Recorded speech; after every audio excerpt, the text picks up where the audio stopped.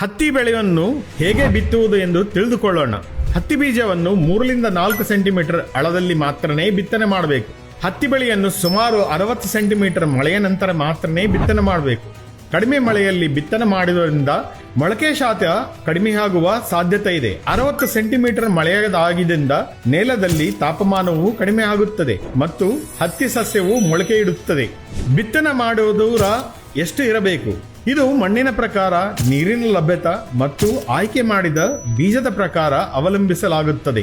ಬಲವಾದ ಕಪ್ಪು ಮಣ್ಣಿನಲ್ಲಿ ಪ್ರತಿ ಸಸ್ಯಗೆ 45-60 ಸೆಂಟಿಮೀಟರ್, ಸಾಲುಗೆ 90-120 ಸೆಂಟಿಮೀಟರ್. ಮಧ್ಯಸ್ಥ ನೆಲದಲ್ಲಿ ಪ್ರತಿ ಸಸ್ಯಗೆ 45-60 ಸೆಂಟಿಮೀಟರ್, ಸಾಲುಗೆ 90 ಸೆಂಟಿಮೀಟರ್.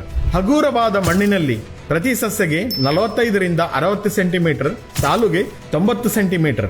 ನೀರು ಲಭ್ಯವಿರುವ ಮಣ್ಣಿನಲ್ಲಿ ಹತ್ತಿ ಬೆಳೆಯನ್ನು ಸ್ವಲ್ಪ ದೂರ ಬಿತ್ತನೆ ಮಾಡೋದ್ರಿಂದ ಬೆಳೆ ಇಳುವರಿಗೆ ಹೆಚ್ಚಾಗುವ ಸಾಧ್ಯತೆಗಳಿವೆ. ಆಯ್ಕೆ ಮಾಡಿದ ಹತ್ತಿ ಪ್ರಕಾರ ಅವಲಂಬಿಸುವ ಹತ್ತಿ ಬೆಳೆಯನ್ನು ಸಹ ಬಿತ್ತನೆ ಮಾಡಬೇಕು. ಈ ರೀತಿಯ ಕೃಷಿ ಸಂಬಂಧಿಸಿದ ವಿಷಯಗಳನ್ನು ತಿಳಿಯಲು ನಮ್ಮ ಚಾನಲ್ಗೆ ಸಬ್ಸ್ಕ್ರೈಬ್ ಮಾಡಿ.